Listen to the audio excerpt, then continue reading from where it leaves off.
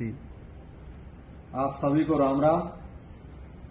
आज पांचना के पेज पर मैं आप सबसे एक अपील करने आया हूं कि हमारी शासन और प्रशासन के साथ में और सरकार के साथ में लगातार वार्ता जारी है। सकारात्मक रूप में वार्ता चल रही है, लेकिन इसका मतलब ये नहीं है कि हम अपनी तैयारियों को कमजोर कर दें। मेरा पूरे समाज से और सरदारी से आग्रह है, निवेदन है कि हमें हर परिस्थिति से निपटने के लिए तैयार रहना चाहिए और जैसी भी स्थिति परिस्थिति बनेंगी इसके लिए संदेश का इंतजार नहीं करना चाहिए।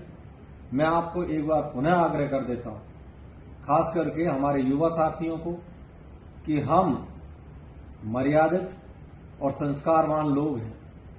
हमें जितनी भी हमने मंच उपलब्ध हुए, जितनी भी पंचायतें हुई, कहने का बात रखने की एक स्थान होता है, एक जगह होती है। हमने अपनी सारी बातें कर दी और जो भी बोलना था वो भी बोल लिए। अब बोलने वाले समय खत्म हो गया, अब रह गया भौंकने वाला समय। तो अब जो भी टीका टिप्पणी उधर से कर रहे हैं वो सिर्फ भौंक रहे हैं, बातचीत नहीं कर रहे हैं वो हैं जो।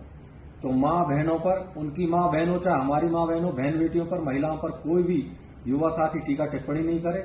और रही बात उनके चैलेंजेस की जो सोशल मीडिया पर बार बार प्रसारित हो रहे हैं, तो ऐसे चैलेंजेस बहुत देखे हैं जिंदगी में, बहुत और भी आगे आएंगे और वो हमें स्वीकार है। जैसे भी निपटना चाहे वो निपट सकते हैं।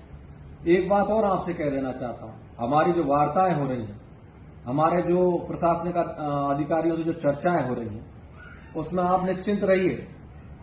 आपकी भावनाओं को, आपके मान सम्मान को किसी भी कीमत पर नहीं झुकने दिया जाएगा। बेवजह की, बेफिजूल की चीजों को या इधर उधर की बातों पर बिल्कुल ध्यान नहीं दें, एकजुटता में रहें।